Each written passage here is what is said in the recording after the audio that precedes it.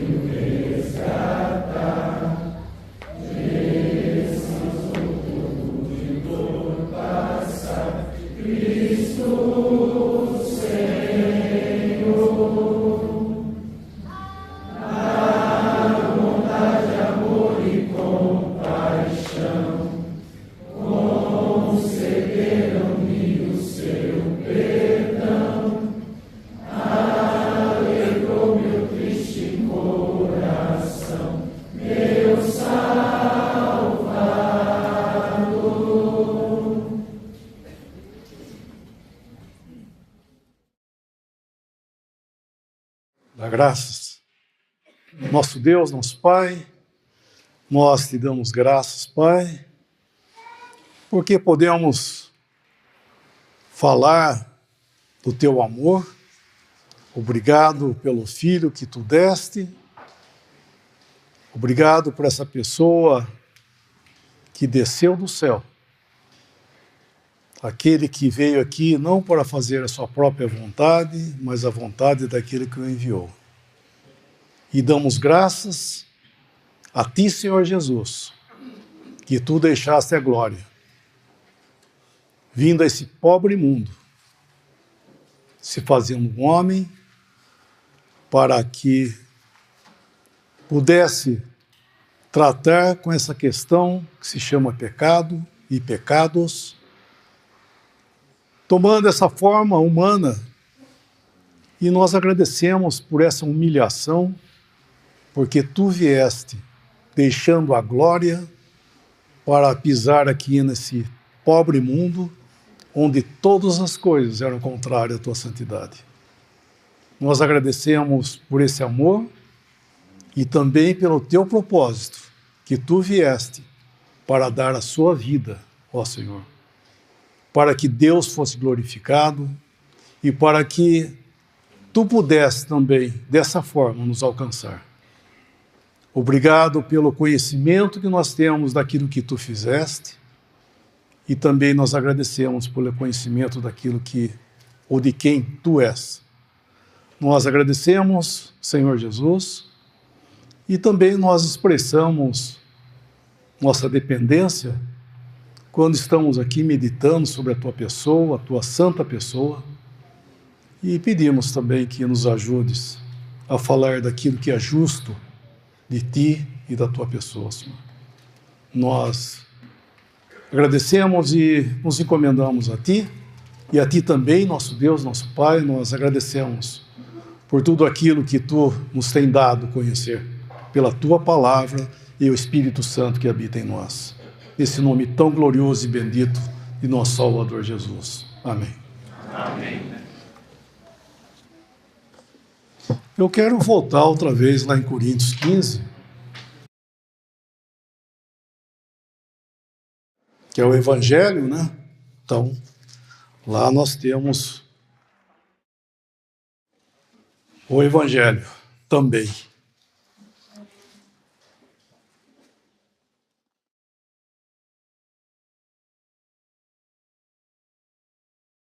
Primeira Coríntios 15.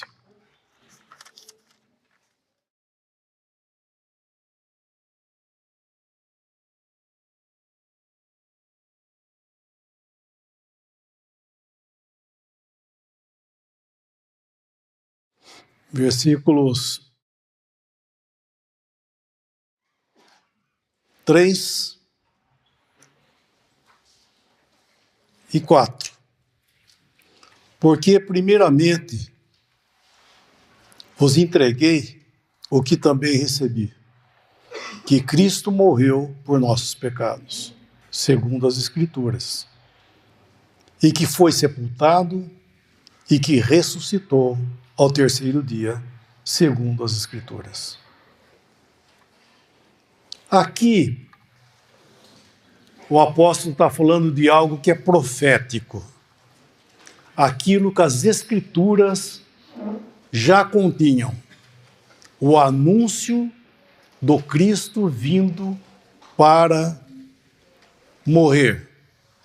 Isso nós vemos em várias passagens. Um exemplo também que nós conhecemos bem é Isaías 53, e nós vemos os sofrimentos de Cristo e tudo mais, né? Então havia já desde antemão várias passagens que nos falavam dos sofrimentos de Cristo, e é interessante que fala da morte dele e também fala assim que ele foi sepultado, segundo as Escrituras, e depois fala da sua ressurreição. Então, eu estava pensando que interessante essa ordem, né, que Paulo coloca, porque é o trajeto da obra de Cristo para Deus e para nós, e também para o seu povo, que era, segundo as Escrituras, era o povo de Israel. O Senhor veio para o que era seu, os seus não receberiam, mas ele veio para o que era seu. E ele foi à cruz para dar a sua vida pelo seu povo.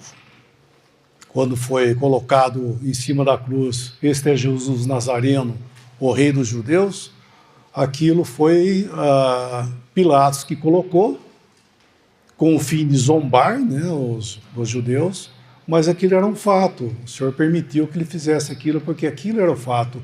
Realmente aquela pessoa que estava na cruz era o rei morrendo pelo seu povo. Aquilo que estava aqui nas segundas Escrituras estava tendo cumprimento. Aquele homem tinha que morrer. E ele seria aquele que veio para que existisse, ou melhor, para que a nova aliança pudesse vir para o seu próprio povo, que é o povo de Israel.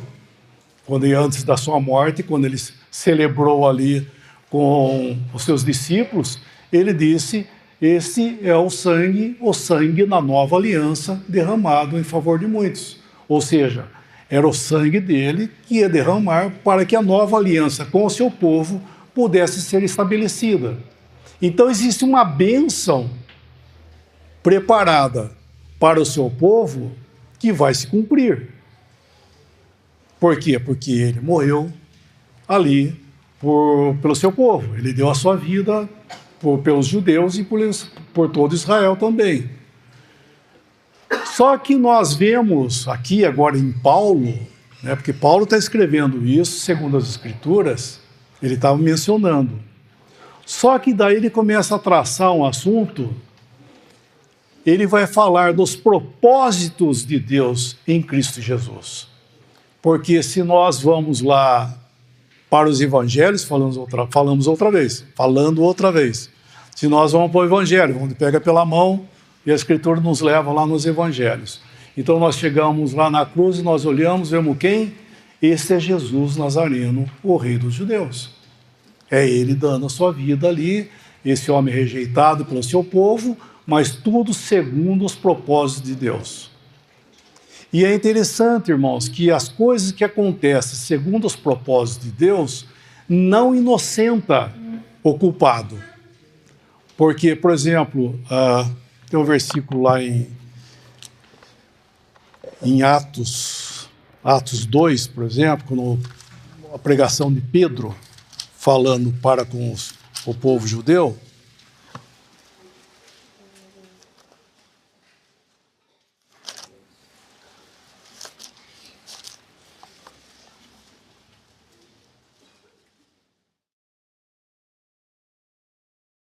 versículo 23 e 24. A este que vos foi entregue pelo determinado conselho e presciência de Deus, tomando-o vós, o crucificastes e matastes pelas mãos de Inico, o qual Deus ressuscitou, soltando as ânsias da morte, e ele continua. Então ele está falando aqui que ele foi entregue pelo determinado conselho e presciência de Deus. Então se Deus estava cumprindo isso, então tudo bem, tinha que cumprir assim. Mas ele fala, ele continua falando, tomando vós o crucificasse e matasse pelas mãos de Inico. E daí começa a falar da culpa deles terem feito isso com ele. Então, os desígnios de Deus não isenta a culpa. A ignorância, tampouco, ela isenta a culpa. Paulo, quando ele fala dele perseguindo a igreja de Deus, ele fala que ele fez aquilo na ignorância. Mas só que ele acrescenta uma palavra. Eu fiz isso na ignorância, na incredulidade.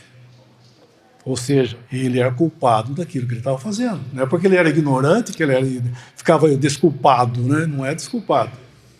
E assim, daí nós vemos que na doutrina de Paulo, né, na carta de Paulo, Paulo agora vai pegar o cristão, né, aquele que crê já no Senhor Jesus, ele vai pegar pela mão e ele nos leva à cruz, segurando pela mão, embora o Senhor não está na cruz, tá, gente? Por favor, nos leva à cruz. E quem que nós vamos ver lá na cruz? Nós vamos ver que é aquela pessoa dando uma vida, dando a sua vida ali para salvar um povo. Quem? Israel? Não, Israel é lá nos evangelhos que nós encontramos. Nas cartas de Paulo, é Cristo amou a igreja e a si mesmo se entregou por ela. Essa é a maravilha que estava oculta lá na cruz. Ninguém via isso. É na doutrina de Paulo que nós vamos encontrar Cristo dando a sua vida, o Senhor cabeça, né? Aquele que amou a sua igreja e se entregou a si mesmo por ela. Então aqui na nossa carta de Coríntios, nós estamos encontrando esses desígnios da Escritura traçado pelos os passos do Cristo, né, do Senhor Jesus. Então nós estamos vendo o quê? Que tinha que acontecer esse trajeto, porque é por aí que existe salvação para todos. Não é só para Israel, é para todos. Agora, Paulo está falando que agora a salvação é para todos. E o Senhor fez algo aqui também. Deixa eu abrir na minha Bíblia aqui que é mais fácil. Lá em Coríntios 15, né, que nós estamos.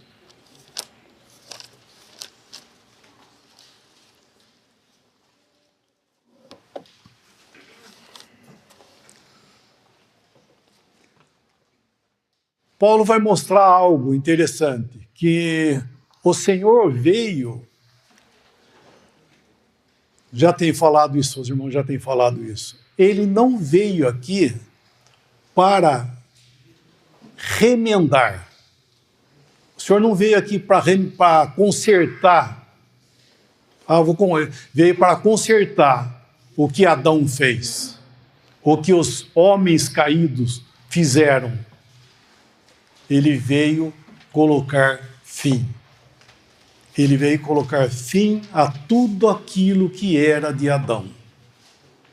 E não somente isso, ele veio colocar fim a tudo aquilo que era dessa criação. Então ele começa a mostrar essa ausência, né? Está retirando o homem e colocando o homem agora no seu devido lugar. Lá no versículo, vamos lá, no 45, 15 e 45. Eu vou me adiantar porque o nosso tempo é meio curto, tá? 45. Assim está também escrito: o primeiro homem, Adão, foi feito em alma vivente. O último Adão, em espírito vivificante. O Senhor veio para tomar o lugar desse Adão aí, ó. O primeiro homem, quem que é? É Adão. Isso é indiscutível. Adão, o primeiro homem. E o Senhor Jesus veio, agora tomou o lugar dele. Isso aqui, quando o Senhor veio aqui, esse mundo. Ele veio fazer o quê? O último Adão. E, logicamente, a gente pergunta, por que o último Adão? Porque não tem outro, é o último. A resposta é essa, por que o último Adão? Porque é o último. E realmente é o último. Mas está todo mundo aí, está até hoje aí, o Adão está andando para a rua aí. Sim, aos nossos olhos, sim. Mas aqui, pelas Escrituras, Deus colocou em Cristo o fim da triste história de Adão.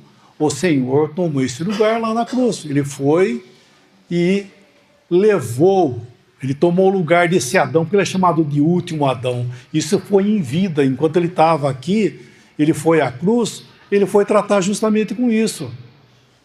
Tratar dessa culpa que começou lá em Adão. E é interessante uma coisa, que muitas vezes a pessoa fala assim, então, mas você está falando de Adão, mas quanto tempo faz isso aí? 6.000 anos. Mas o que eu tenho que ver com isso? Adão fez isso lá 6.000 anos atrás, é minha culpa agora? É interessante. Vamos ler um versículo, quer ver que Paulo fala nisso aí? Romanos, né?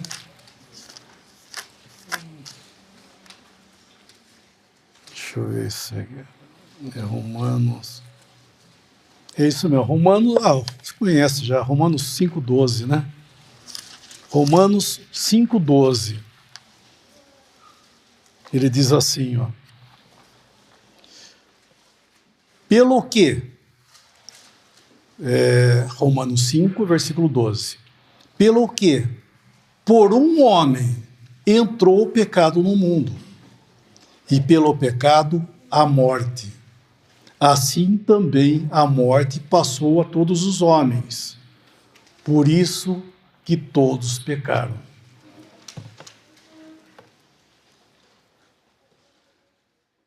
A natureza caída de Adão, nós herdamos ela.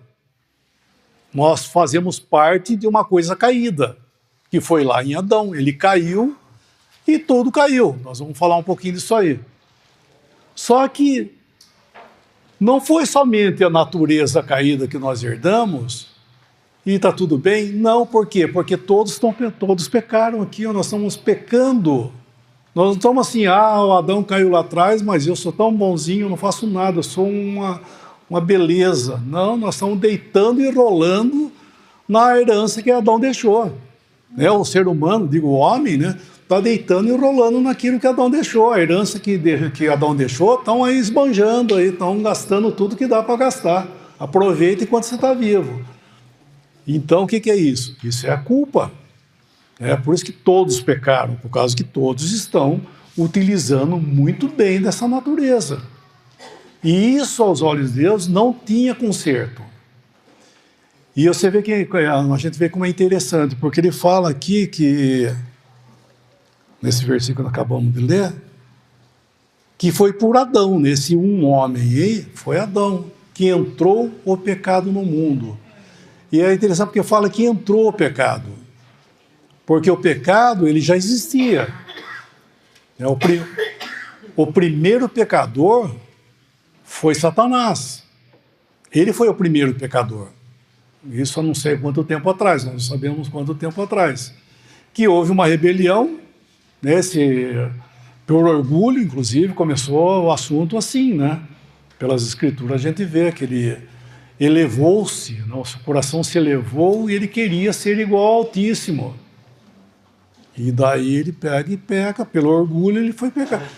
Pecou, e é interessante que quando aconteceu aquilo com Lúcifer, usar essa palavra, né? Com Lúcifer, ele não era cabeça de nada. Ele não era cabeça de uma criação. Porque os anjos não têm cabeça, criação. Quem é cabeça da criação dos anjos é o próprio Senhor. Por quê?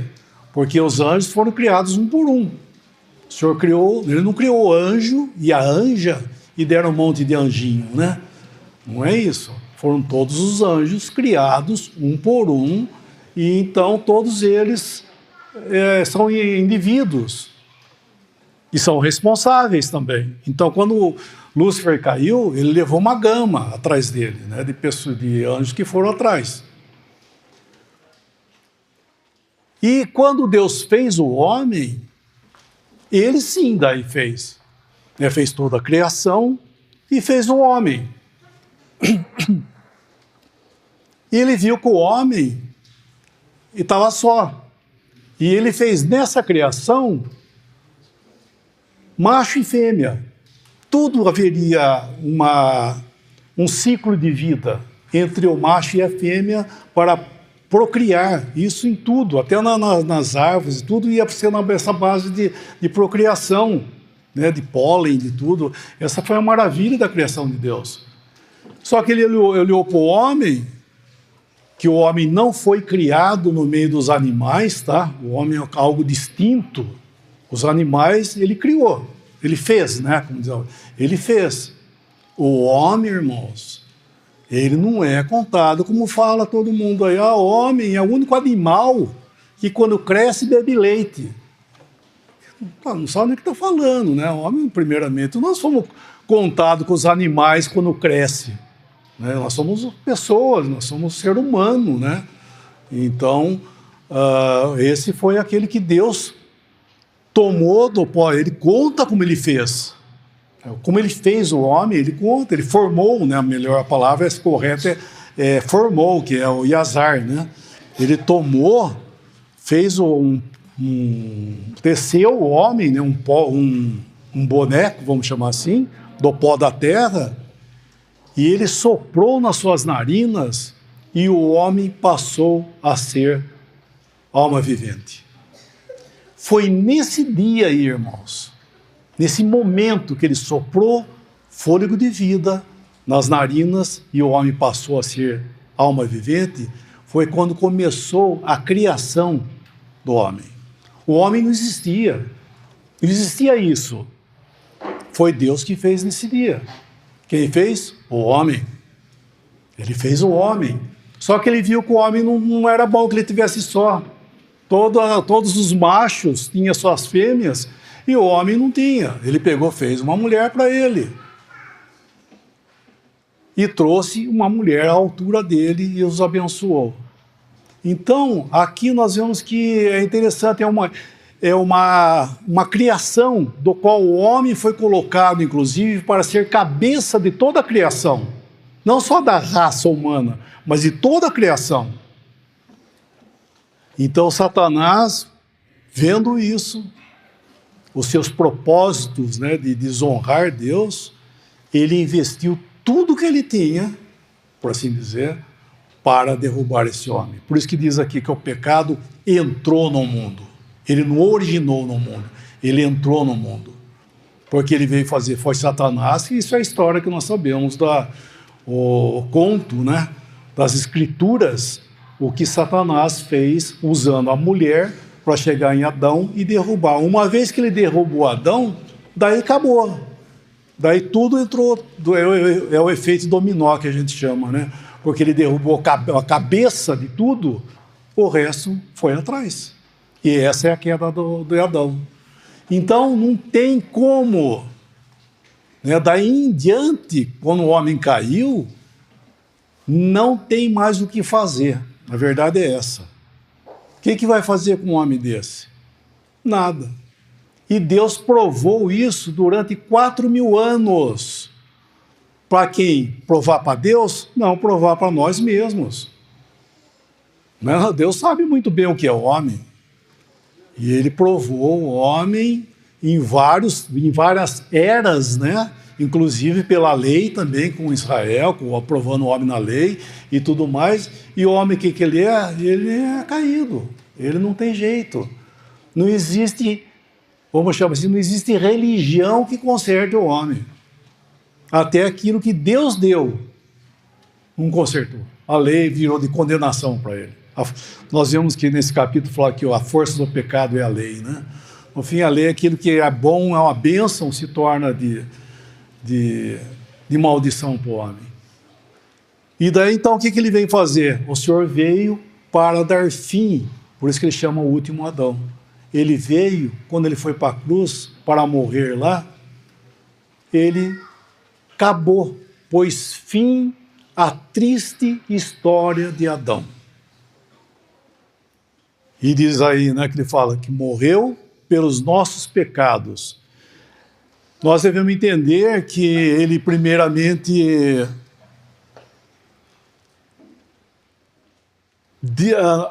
na cruz, o tratamento dos pecados foi em vida, né? Porque eu estou dizendo porque é no nosso versículo aí, voltando lá em Coríntios 15,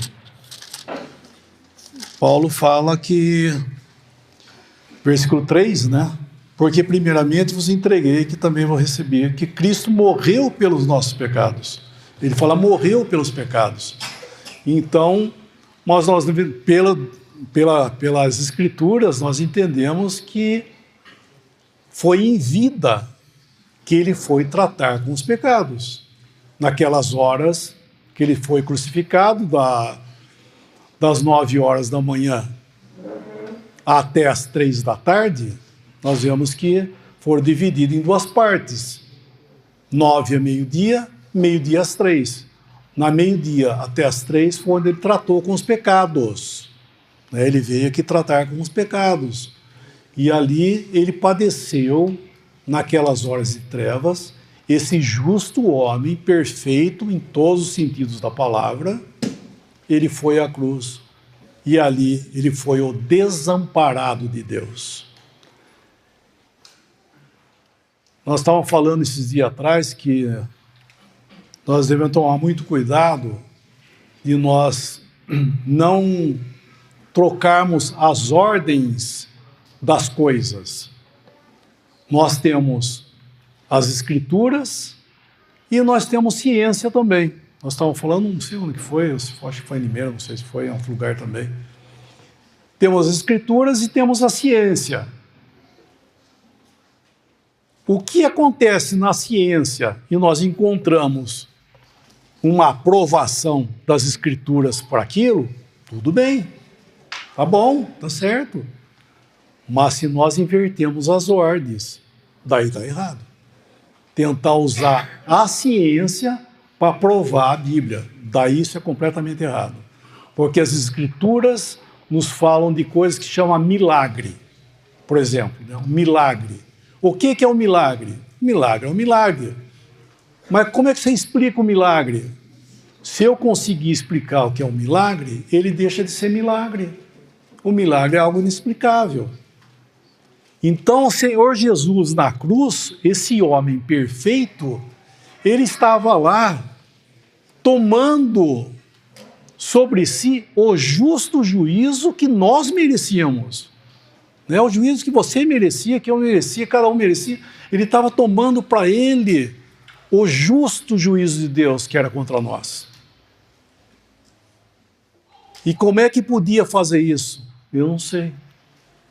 É que tá, nós não sabemos. Nós sabemos o quê? Como? Nós não sabemos. E mais um detalhe, irmão, nós estamos falando de uma pessoa perfeita, né? Nós começamos por esse assunto. O que é perfeito? Eu não sei nem o que é, nem imagino. Eu sei que um dia nós estaremos perfeitos, como o Senhor é perfeito. Mas o que é isso? Não sei, nem imagino que é ser perfeito. Né? Graças a Deus, toda essa cabecinha que nós temos aqui vai acabar, essa turbulência de confusão, essas provas que nós falamos agora, que o irmão acabou de falar aqui também, esses exercícios, né? Isso vai acabar no arrebatamento, vai acabar isso aí. Nós estaremos como o Senhor é, fisicamente e moralmente. Mas voltando a Ele, então, o Senhor estava essa perfeição. E assim, quando nós mexermos, falarmos, que eu digo mexer, é falar do Senhor e daquilo que Ele fez e tudo, nós devemos tomar cuidado de ficar somente até onde a Escritura nos leva. Porque o Senhor foi dado para ser crido, não para ser analisado. Aí, às vezes nós queremos analisar, mas como? Daí começa a querer ver como. Irmãos, cuidado, porque um irmão falou sobre a arca e o propiciatório, né, que onde Deus era propício para o povo. Então aquela arca, onde que o propiciatório cabia certinho em cima dela, que era um tampo da arca, aquela arca era uma figura do Senhor. Porque ele era o quê? A figura da presença de Jeová no meio do seu povo. E aquela arca foi feita de madeira e revestida de ouro. O que é isso? A madeira nos fala da humanidade e o ouro nos fala da divindade. Então o Senhor era um homem e era Deus ao mesmo tempo, porque ele era Deus, era uma pessoa da divindade. É aquele que era espírito, né? Porque Deus é espírito. Só que ele saiu dessa posição e se fez homem também, não deixando aquilo que ele é, porque ele é o que ele é. Só que essa arca, ela foi dada a eles para ser a presença de Jeová no meio do povo de Israel. Ninguém podia ir lá pôr a mão, olhar para dentro dela, não podia fazer essas coisas. Que se fizesse, lembra do Uzá, né? O Uzá foi lá tentar ajudar com boa vontade, né? Quando colocaram erradamente a arca no carro de boi, ela balançou, ele foi lá ajudar. Pôs a mão, morreu. O que é isso, irmãos? São as coisas do Senhor e é o próprio Senhor. Nós não devemos nunca colocar a mão, nós devemos reverência ao que Ele é e tudo mais, e crermos e não analisar, não é botar a mão. Esse é o homem. Isso é a doutrina de Paulo em 1 Coríntios capítulo 2, quando ele fala das revelações de Deus para nós, nas comunicações de Deus para nós, ele fala que todas as comunicações de Deus a nós é de forma espiritual e por meios espirituais. Lembra desse versículo? 1 Coríntios 2, 13, né? Ele fala, essas coisas também falam. Vamos ler esse versículo, por favor, só para... Eu vou ler nessa outra versão aqui. 1 Coríntios 2, ele fala, versículo 13, disso também falamos, 1 Coríntios 2, 13, Disso também, quando ele está falando a comparação do homem natural e do homem espiritual. Disso também falamos, não com palavras ensinadas pela sabedoria humana, mas ensinadas pelo Espírito, maiúsculo, Espírito Santo, comunicando coisas espirituais por meios espirituais. O Espírito Santo usa e comunica coisas espirituais por meios espirituais e não por meio natural. E isso é o quê? É querer botar o mãozão. É o homem querer botar a mão nas coisas de Deus, botar a mão na arca, enfim, for querer mexer. Então, nós temos o quê? Nós temos o Senhor dado. O Senhor foi dado, e aqui está falando que ele foi à cruz para morrer. Mas só que nós vemos que ele tratou com os pecados enquanto ele estava vivo. Eu estou dizendo a ciência porque aquele dia, na hora que deu meio-dia, fala que fez trevas sobre toda a terra. Sabe por que eu estou falando isso? Porque alguém falou assim, sabe que é verdade isso? Isso é verdade, sabe por quê? Existe um estudo lá na NASA que fala que aquele dia lá realmente existiu uma... Como é que chama? Uma eclipse forte. É isso que está escrito, irmão? Não. Nesse dia foi o dia que Deus virou as costas para esse mundo. Deus virou as costas para esse mundo, por isso que fez trevas sobre toda a terra. Ele lançou justo o juízo dele nesse mundo. Só que existia uma bendita pessoa ali que estava sendo aquele que estava tomando para si todo o juízo de Deus. Olha que maravilha isso. Ele tomou sobre si ali toda a questão do pecado, tudo. Ele estava tratando com isso, irmãos. E esse justo juízo de Deus, toda a carga que ele tinha, ele lançou, e como diz, até a última gota o Senhor tomou do cálice do juízo de Deus. Ele bebeu o cálice do juízo de Deus até a última gota. E quando isso aconteceu, daí volta outra vez, às 3 horas, a ficar tudo normal. Porque passou a eclipse? Não. Deus tratou com os pecados. Foi isso que aconteceu. E o Senhor foi para a sepultura, não vai dar tempo de ele falar, o Senhor foi para a sepultura, sepultado, e quando fala que Cristo morreu por nós, irmãos, é porque acabou. Ele não somente em vida fez tudo aquilo, mas quando ele morreu, quando ele viu que estava tudo consumado, né, ele entrega a Deus, se entrega a Deus. Pai, nas tuas mãos eu entrego o meu espírito. E havendo dito isso, expirou. E morreu. E na sua morte, né, ele levou tudo embora. Ele não foi tratar com o pecado, como diz as heresias aí. Ele morreu e foi tratar com o pecado, foi lá, não sei... Não, ele estava no lugar dos justos. Ele foi sepultado, o seu corpo, nós temos falado, os irmãos têm falado, o corpo na sepultura, e o eu dele, ele estava em Hades, lá na sala de espera, juntamente com os justos. Por isso que ele falou para o malfeitor, hoje estarás comigo no paraíso. Porque ele foi para lá. Essa é a pregação, inclusive a pregação de Pedro, no capítulo 2, ele fala muito claro isso. Não deixarás a minha alma no Hades, e nem permitirás que o teu santo veja a corrupção. Falando disso, estava falando da ressurreição de Cristo, que a sua alma não foi deixada no Hades, nem o seu corpo viu corrupção. Então, ele ficou nesse lugar, não para tratar com o pecado, isso ele tratou em vida, mas quando fala que ele morreu, porque ele levou embora. Lembra daquela oferta dos 2 bodes que era trazido para o sacerdote? Haviam vários, vários sacrifícios, ofertas pelo pecado que havia em Israel, e uma delas eles traziam 2 bodes. E o sacerdote lançava a sorte, e um era escolhido para morrer e fazer o trabalho sacerdotal ali, e o outro, ele punha a mão na cabeça e confessava os pecados do povo, né, no caso de Israel, confessava os pecados, e daí um voluntário, um emissário, pegava aquele bode e levava ele para o deserto, para qualquer lugar mais longe possível, e largava o bode lá e voltava embora, e o bode sumia.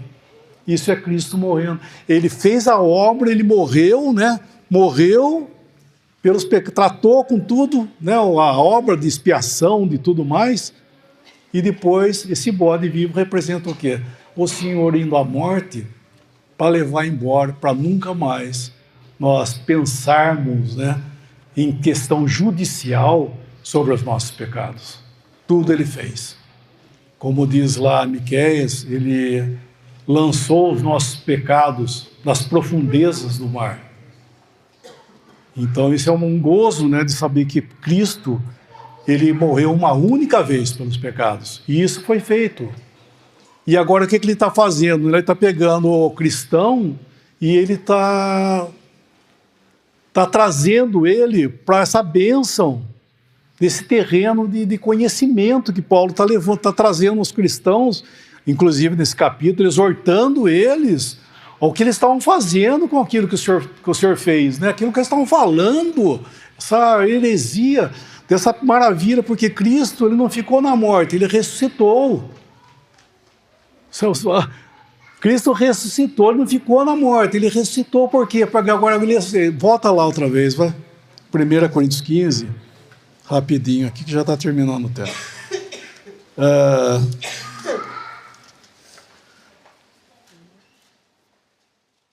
O 47.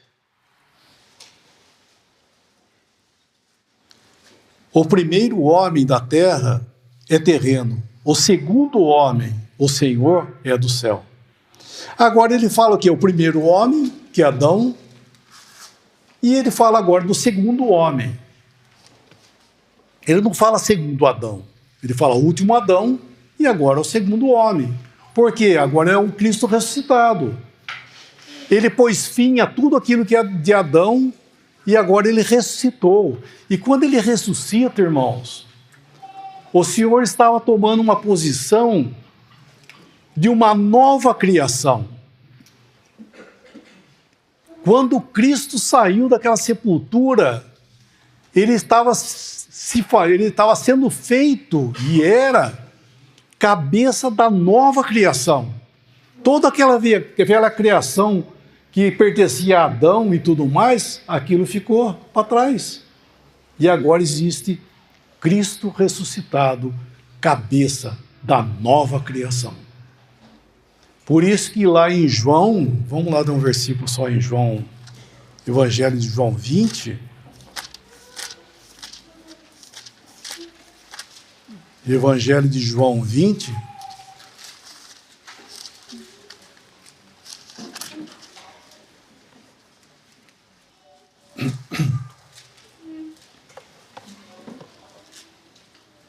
O início do capítulo.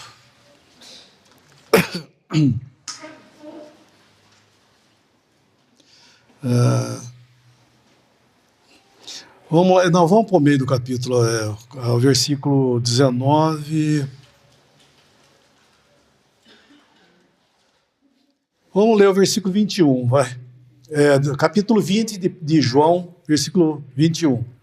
Disse-lhe, pois, Jesus outra vez: paz seja convosco. Assim como o Pai me enviou, também eu vos envio a vós. E agora, e havendo dito isto, assoprou sobre eles e disse-lhes: recebei o Espírito Santo. O que é isso? Por que isso aí? Atos 2? Não, lá é outra coisa. Aqui era ele saindo da sepultura, o primeiro dia que ele saiu, que era o domingo, no final da tarde, ele já apareceu aos seus discípulos e ele estava agora inaugurando a nova criação. A nova criação, o fôlego de vida é o Espírito Santo. A velha criação era o sangue. A vida da alma estava no sangue. Aquele dia que ele pegou Adão e soprou nas narinas o fôlego de vida, o homem passou a ser alma vivente. É isso que nós temos aí até hoje. que estamos sofrendo as consequências da queda. Agora, ele saindo da sepultura, um homem ressuscitado dentre os mortos, né, que é o assunto de Paulo ali, a ressurreição dentre os mortos, que não era apenas um homem sendo ressuscitado, mas uma ressurreição dentre os mortos, uma ressurreição do homem para entrar em glória. Só que ele, sendo esse primeiro homem, e sendo ele também o Senhor, que ele mesmo que pegou Adão lá e soprou nas suas narinas o fôlego de vida, para que ele passasse a ser cabeça dessa criação, agora ele mesmo sendo o Senhor, ele soprou o fôlego de vida da nova criação, que é o Espírito Santo. Só que ele não soprou sobre todo o mundo, soprou sobre eles, os seus discípulos, porque seria essa nova ordem somente de salvos que pertence à nova criação. Assim como também quando ele soprou lá, ele soprou somente sobre Adão, ele não soprou sobre todo mundo, só em um homem.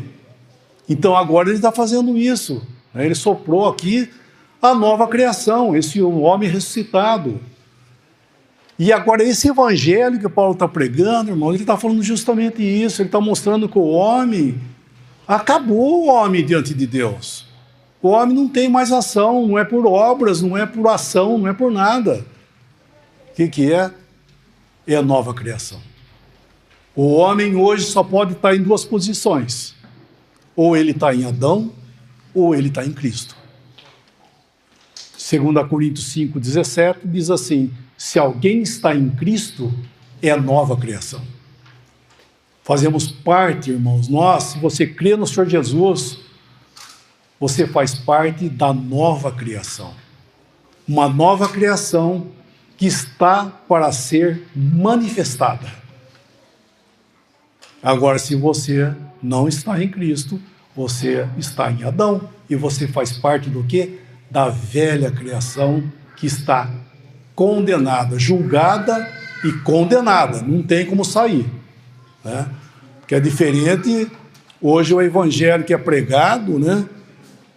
A palavra fala em João que aquele que não crê, ele está julgado. Tem umas versões que falam que quem não crê já está condenado, né? Não é isso, está errado. Quem não crê, ele está julgado. Ele não está condenado, porque não chegou à condenação, ele pode sair desse estado aí. Agora, aqui é a condenação. Deus condenou já em Cristo essa velha criação, Adão e tudo mais. E o que precisa agora é estar em Cristo.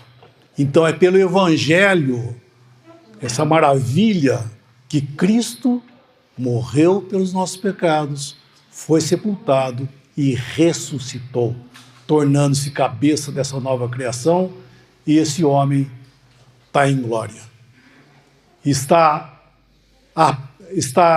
prestes a se manifestar para dar início à exposição da nova criação, que vai começar pelos crentes, porque no dia que ele se manifestar, que não vai ser a esse mundo, vai ser somente aos crentes, esses crentes serão levados embora desse mundo perfeitos, porque fazem parte já da nova criação que há em Cristo Jesus.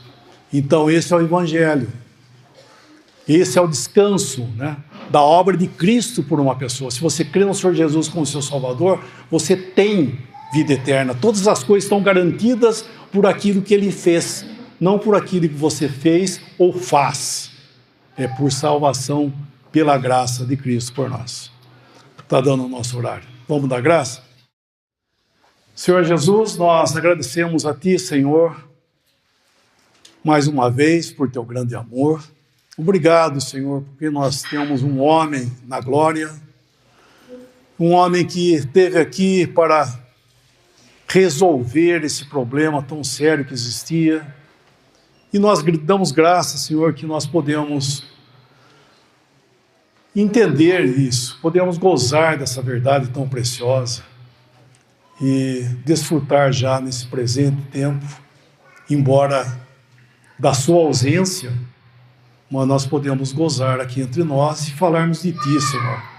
Falarmos do Teu amor, da Tua graça, tudo o que Tu fizeste, e ajuda-nos a ter mais compreensão, porque tudo isso Tu és glorificado em nossos corações, em nossas consciências também, e isso para nós é um incentivo aos nossos caminhos aqui, que trilhamos nesse pobre mundo que Tu mesmo passaste, enquanto nós aguardamos a Tua vinda, Senhor, para vê-lo face a face.